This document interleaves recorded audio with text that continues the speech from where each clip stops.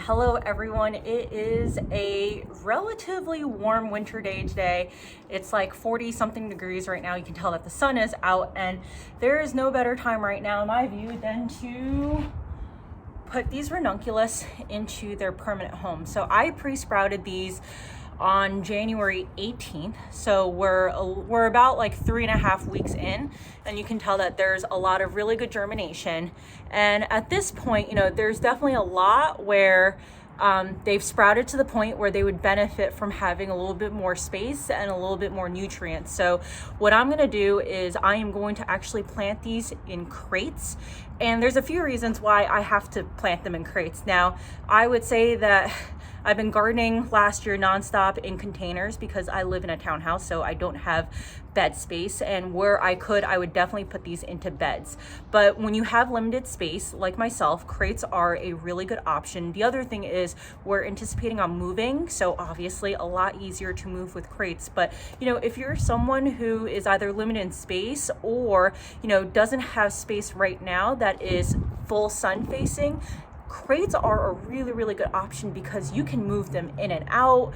At night, we're still gonna have pretty low temperatures, you know, probably in the teens and 20s, where these are not gonna do really well. So I'm gonna be able to bring these outside on a day like today, and then I'm also gonna be able to bring them in at night. And you know, looking at the forecast in the next week or so, we're gonna be sometimes in the low 50s, if not high 40s, which is gonna be great weather for ranunculus.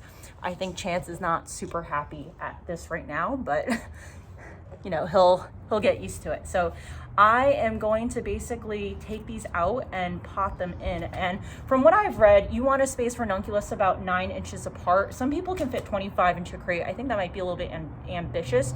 So what I'm going to do is I'm going to pot up the ones that are furthest along in their germination. So I'm going to actually take one up so you can actually see what it looks like, just to give you an idea of how these corms have developed. Oh my God, you can actually feel the extent of the rooting system here. So this one is a pretty big one. Don't want to kill the roots. Like, look at that. Isn't that crazy?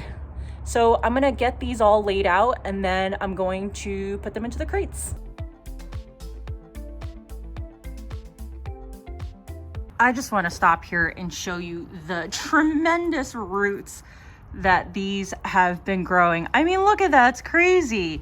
And then this one obviously has a little bit more leaf, but I actually started off on the container where there weren't as many what I thought were, you know, big sprouts. But yeah, these are coming along really nicely, and I'm gonna do this one, get out a couple, and then start potting them up here.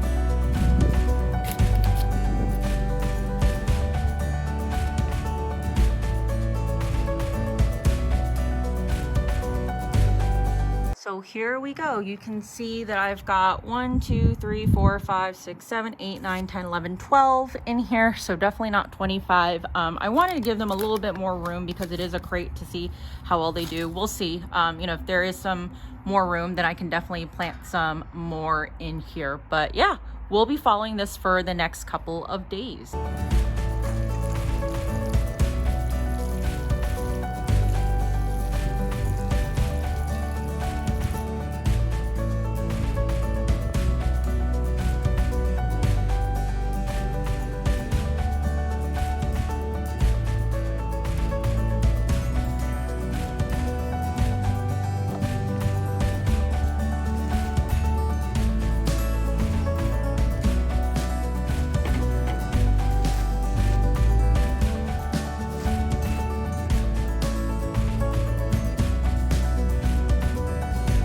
potted up some more ranunculus the other day, and I think the mulch will keep these fine. So new day, day 4, and another great day for this plastic. It's like 18 degrees outside, and you can see that, you know, still a lot of good green growth in here. You can really tell that these are starting to take off. And then these are still looking pretty decent, even though, you know, the green over here looks actually a little bit darker, but these are covered by mulch. So I think that these should more or less be okay. I just pulled these back inside, and you can see that while this one is doing quite well, this guy did not. But it's honestly okay, because I did check on the roots, and you know, I would like, the roots still look really, really strong, right? At the end of the day, you just don't want this to start rotting and getting really cold. Usually foliage, even if it's damaged, will bounce back, assuming that the root system is strong. So we'll check back on this tomorrow and the following days, and we'll see how long it takes for them to bounce back. So yesterday, these got a little bit wind damaged, and you can see over here, right, that the leaves are a little bit fried. So I ended up putting them underneath the light here, and I probably should have done that earlier, but you know, there is a part of me that really likes hardening off these seedlings when they're really young outside. It just makes them stronger. But you know, I'm not at all concerned for these. Like, you know, if you look over here, especially, like this leaf is definitely it's definitely damaged from like wind, cold. This one's obviously fine, and you kind of see that repeatedly, right? Like these are still throwing out new shoots, like new shoots over here. So overall, like I really haven't found any. Maybe this one here is a little bit more damaged, but you can see that here there are still more shoots that are going to come out. So overall, you know, we were talking about a couple of hours worth of damage to these, and these will bounce right back. So you know, we'll keep an eye on this. They will stay indoors here until the temps go up a bit more, which should be in a few days, and then I'll start bringing them back outside again. All right, we are on day 7. I missed yesterday, didn't get a chance to show the progress, but I did want to show today, because you can see that these are definitely really bouncing back. Like for example, this one had foliage that definitely got a bit damaged from the frost before, but look at this, right? And some of the damage was probably also from the wind. So you can see that there's new shoots coming out over here. Overall, a really good bounce back. Even this one, which got kind of decimated, as you can tell, throwing out new shoots. So I just want to remind everyone that plants are very, very resilient, especially things like ranunculus, where, you know, a lot of the energy is still stored in the corm, which is completely underneath the soil. They already had a really great root system from the pre-sprouting period, and just as long as those roots and corms have not rotted, you're gonna be in good shape, right? Like just look at this one. This one was pretty battered, and you can see really strong new growth coming in. So don't fret over if you've put them out in your low tunnel and they look bad, and just like they're on the last leg. They will continue to thrive. And if you can give them a bit of protective covering, make sure that you do so. So we are actually getting a lot of rain tonight, so I'm gonna bring these back in. But today we're actually hitting the high 50s. So perfect day for them to be out, even though it is cloudy. Guys, this is day 9. We just got a snow squall, which was very unexpected, as all snow squalls are. And this is why I'm so glad I planted crates. So the ranunculus is here. I gotta fix the side, but yeah, protected. New day, new check. Looking at these now, and they look so great. It makes me so happy. I mean, the amount of leaves that we're getting on these is amazing. And, you know, obviously I've done a bunch of babying in terms of bringing this crate in back and forth. It's just because I don't have a lot of flowers right now. I mean, you can kind of see like my seed starting station. So, you know, I do have some snapdragons and stuff and a lot of small starts, but I'm really relying on these ranunculus in here, as well as some in the pots in the garage, to be able to give me that May bloom that I need when I start my farmer's market. So that's why I've been doing that back and forth. And I know that not everyone has the ability to actually bring all of their seedlings inside and out, but obviously I do with the amount that I'm growing right now before we move. And I'm actually going to start potting some other stuff up into crates like these stock over here, which have done really well in germination. I want to see how they do in crates. And I just love the flexibility of being able to bring them inside and outside, inside, outside. So I just keep the plastic on the bottom so that way it captures any of the soil that might fall out of the crate.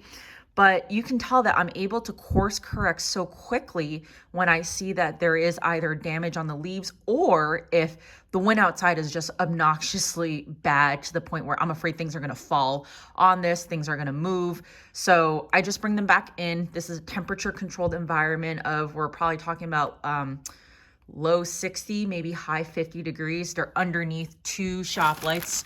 Each shop light has 2 lights underneath. So it's really good lighting, and you can tell they love it under here. So I'm going to keep them inside today.